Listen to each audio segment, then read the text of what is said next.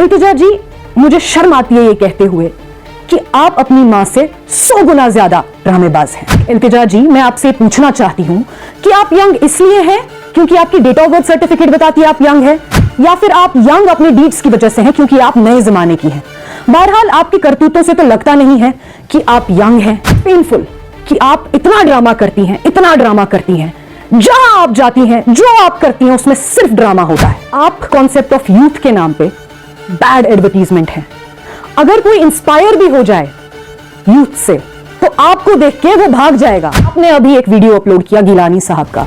ये वीडियो तब का है जब आपके मरहूम नाना जिंदा थे, तब आप इन्हीं गिलानी साहब को जेल के सलाखों के पीछे भेजते थे। 6000 से ज्यादा नौजवान जेल की सलाखों के पीछे बंद हैं। क्यों?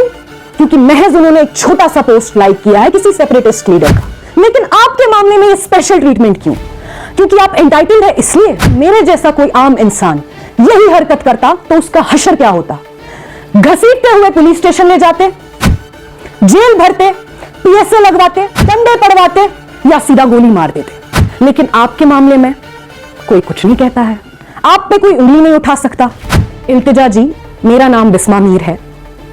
मैं पॉलिटिक्स में स्ट्रगल इसलिए कर रही हूं क्योंकि मैं किसी की पोती नहीं हूं, मैं किसी की बेटी नहीं हूं। मुझे सब कुछ प्लेट पे नहीं मिला। मैं एक कश्मीरी हूं। और आपने क्या हासिल किया है? आप जिस पोजीशन पे हैं, आपको जो प्लेटफॉर्म मिला है वो महज इस चीज की वजह से मिला है क्योंकि आप किसी की बेटी हैं, किसी की पोती हैं। अस्सलाम वालेकुम। ये पैगाम इल्तिजा जी के नाम। इल्तिजा जी, मैं काफी टाइम से नोटिस कर रही थी कि आप नई जनरेशन की हैं। आपके जो नाना थे और आपकी जो मदर है वो पुराने जनरेशन के हैं। तो मैं काफी एंशियस थी ये जानने के लिए कि ऐसा क्या खास लेकर आई हैं आप हमारे लिए।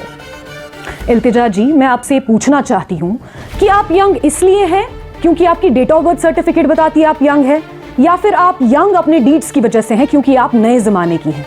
बहरहाल आपकी करतूतों से तो लगता नहीं है कि आप यंग हैं, लेकिन आपकी डेट ऑफ बर्थ सर्टिफिकेट बताती है कि आप यंग हैं। तो चलिए हम मान लेते हैं आप यंग हैं। बात करते हैं आपकी मदर की जो कि पुरानी जनरेशन की है। बात करते हैं आपकी जो आप नई जनरेशन की हो। अब देखते हैं फर्क क्या है ऑपरेशन में और करतूतों में, आप में और आपकी मदर में।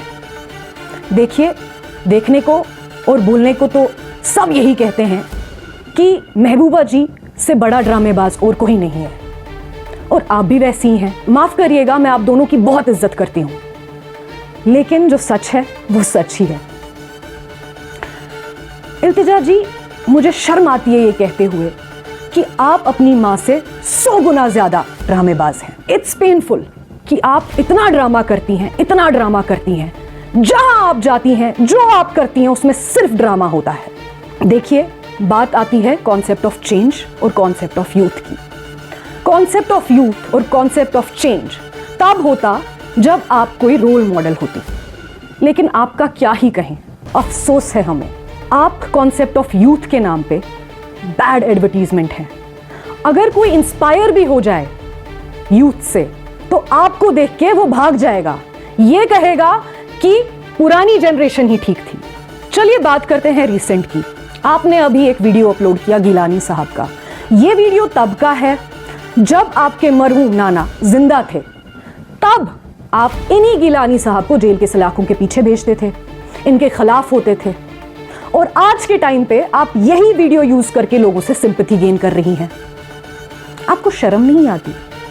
6000 से ज्यादा नौजवान जेल की सलाखों के पीछे बंद हैं। क्यों? क्योंकि महज उन्होंने एक छोटा सा पोस्ट लाइक किया है किसी सेपरेटिस्ट लीडर का। लेकिन आपके मामले में ये स्पेशल ट्रीटमेंट क्यों? क्योंकि आप एंटाइटल्ड है इसलिए? मुझे जवाब दें, दिल पे हाथ रखें और सच कहें। आज सच कह ही दें। अगर मेरे जैसा कोई आम इंसान यही हरकत करता तो उसका हशर क्या होता? मैं बताती हूं आपको उसका हशर क्या होता। घसीटते हुए पुलिस स्टेशन ले जाते, जेल भरते, पीएसए लगवाते, डंडे पड़वाते या सीधा गोली मार देते। लेकिन आपके मामले में कोई कुछ नहीं कहता है, आप पे कोई उंगली नहीं उठा सकता, आपके लिए कोई कुछ नहीं बोल पाता। क्यों? मैं अपने पीएम साहब से पूछना चाहती हूं कि क्या आप सिर्फ इल्तिजा और उनकी मम्मी के पीएम हैं? क्या आप हम गरीबों के पीएम नहीं हैं? क्या आप सिर्फ उमर अब्दुल्ला के पीएम हैं?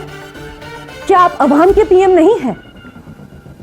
पीएम साहब, मैं आपसे यह पूछना चाहती हूं, ये छोटी सी हरकत, महज एक पोस्ट लाइक करने की हरकत पे आपने कितने सारे लोगों को, कितने सारे नौजवानों को जेल भिजवा दिया, उनकी जिंदगियां खराब कर दी। तो इन माँ बेटी के चक्कर में आप कुछ बोलते क्यों नहीं और कोई आवाज क्यों नहीं उठाता इस पे? ये माँ बेटियां जो जहर उगलती हैं, उस जहर की वजह से क्या होता है, हमारी जो आवाम है, हमारे जो नौजवान हैं, वो एक्साइट हो जाते हैं और उसके बाद हमारी सरकार क्या करती है, या तो उनको सलाखों के पीछे भेज देती है या तो डायरेक्ट गोली मार देती है। खुदा का वास्ता है, आप बताएं कितनी देर तक चलेगा ये सब? इल्तिजा जी, मेरा नाम बिस्मा मीर है।